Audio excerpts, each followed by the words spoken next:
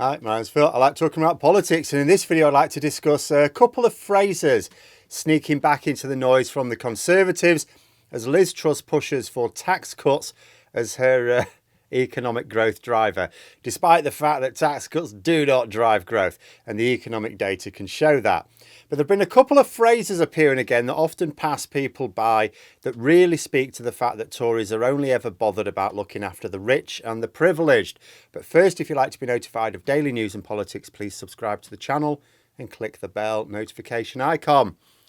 So the latest is that Truss and Kwarteng may announce further forms of tax cuts in the days or weeks ahead. You know, they say this is to stimulate growth. It doesn't even do that in theory, let alone in practice.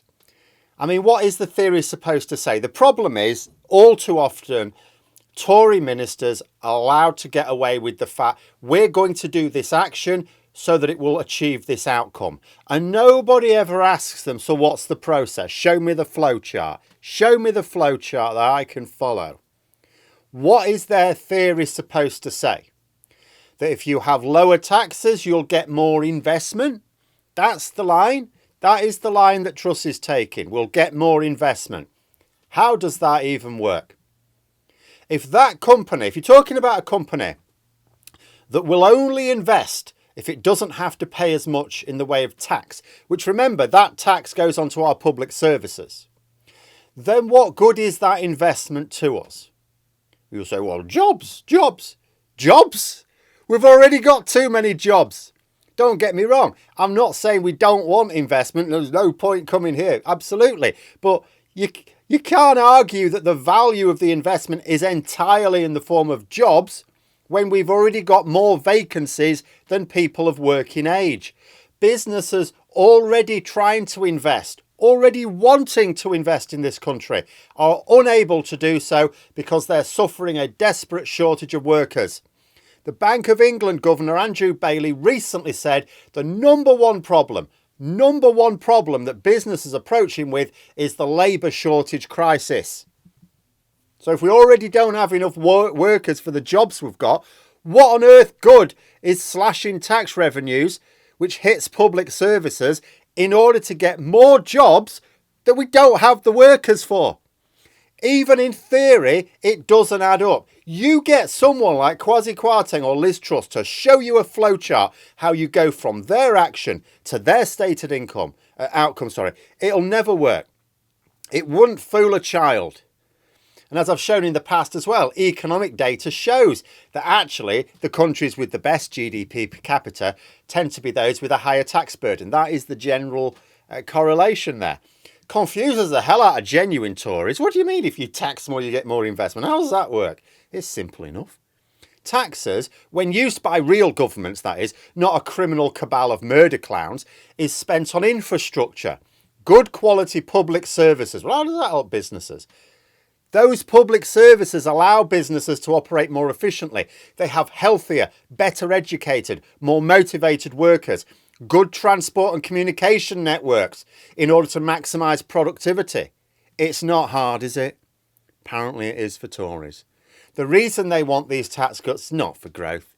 You couldn't fool a small child that would work.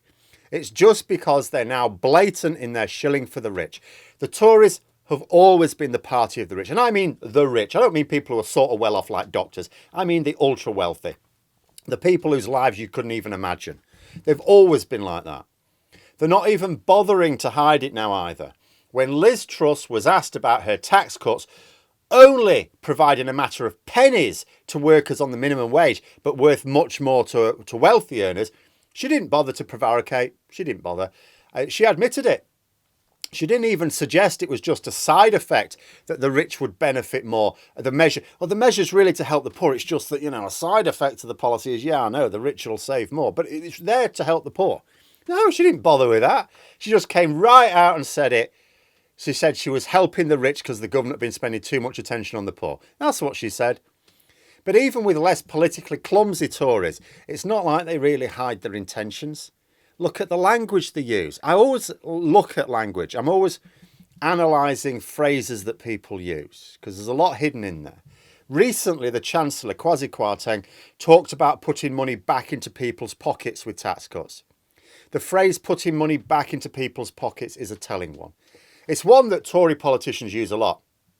And there are so many phrases that just pass over us because they're so common. We hear them all the time. We don't really think about what they mean. It's always worth analysing what they mean.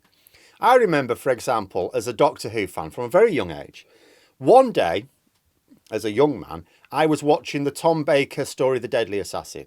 Now, I was familiar with the story. I'd read the books as a kid, didn't think twice about it. But there I was, older, with some critical thinking skills. I was watching this and I thought, what a stupid title. The Deadly Assassin. Won't be much of an assassin if they weren't deadly, would they? Should question phrases and what they mean exactly. Putting money back into people's pockets. What money? Which pockets? Not ordinary people. Doesn't even make sense in this country. Doesn't make sense for workers. Workers never had the money in their pockets in the first place. I get how it could be an innocuous phrase in some countries, but not in the UK. In the UK, we use the PAYE system, pay as you earn. Employees don't pay taxes directly. Only people who have incomes from other sources. If you're an employee, your employer pays the taxes for you. They take the money out of your salary. They pay it directly to the tax office. You just get your take home. You know, so the only people who pay taxes directly from the money they ever had in their pocket are people who get incomes from other sources. And of course, those people are disproportionately richer than employees because it means the self-employed and investors generally. We're not saying all of those people are rich, but on average, earning more than employees. If you're not an employee, if you do have your income paid directly to you, whether from customers, share dividends, YouTube ad money, as in my case, for us, we do get the money. It's there, it's in our bank. Then we fill out a tax return. Then HMRC says, right, we want this much from you, and we give them that money. So for those people, the self-employed business owners, shareholders, Tory scroungers, there is a process whereby you get the money, pay it out yourself in the form of taxes. And therefore it could make sense. Putting money back into your pockets can make sense for those people. Employees don't get the money paid directly to the government by, you know, the taxes just go straight off. They never see it. You know, because in other countries the system's different, but here, yeah. So when the Chancellor talks about putting money back into people's pockets with tax cuts, or any Tory, they mean those people who are not employees. They mean the people who tend to be wealthier than ordinary workers. They don't even mean people like me or the small business owner. If they cared about us, they wouldn't have knackered the economy. No, they mean the very wealthy. Those who are so wealthy, they needn't earn another penny of income for the rest of their lives and could still live in comfort, maybe even luxury, with what they've already got. Then there's another phrase that keeps coming up. I saw this one a few times recently. It's one that's generally in connection with removing our rights, whether it be workers' rights, consumer rights, or even human rights. They talk about not wanting the nanny state. Oh, we don't want the nanny state, do we? What they mean is that the state shouldn't be telling people what to do. That's what the phrase means, which is a nonsense because that is 100% the job of the state. Government, parliament, that's what they do. What is it that they do that isn't telling people what to do? It's their entire job. They pass laws. What are laws? Rules for telling you what to do. They set tax rates. What's that? It's telling you how much to cough up to the government. There's nothing that they can do that isn't telling us what to do. What they mean is the state shouldn't tell rich people what to do, especially the ultra-privileged rich. And the phrase lays it bare, the nanny state. If I hadn't watched Mary Poppins as a kid, I wouldn't even know what a pissing nanny was. I've never met a nanny. I've never even seen one as far as I'm aware. What is a nanny? It's someone who looks after the brats of the wealthy and the privileged. I say brats, they're not all brats, that's unfair. The kids. You know, why use such an unfamiliar term on the general public? You wouldn't. They don't know what a nanny is. They're totally unfamiliar. They're not considering the general public when they use this phrase. They're considering only the people that they consider people. The people they're actually looking after, which is not the general population. It's the rich and the privileged. It's what the Tories have always been, as I say. Right now, with Liz Truss as Prime Minister, they're not even attempting to hide it. I said a long time ago, she's not going to be able to lie like Boris Johnson was. She won't be able to argue black is white. She'll just... I didn't think she'd be as blatant as she is. She will just come out and say things because she's got no idea how to lie effectively.